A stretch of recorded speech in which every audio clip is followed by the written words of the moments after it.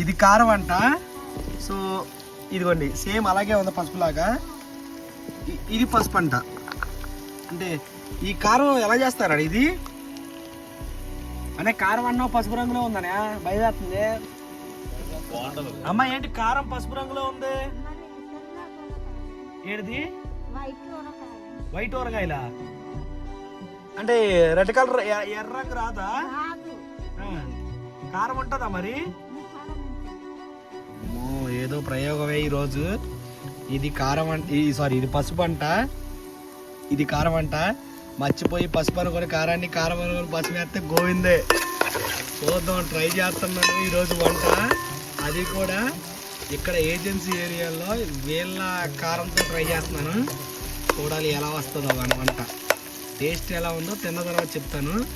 బాగుంటే 1 కేజీ 2 కేజీలు ఎక్స్ట్రా వీళ్ళ దగ్గర తీసుకొని వెళ్దాం బయటికి.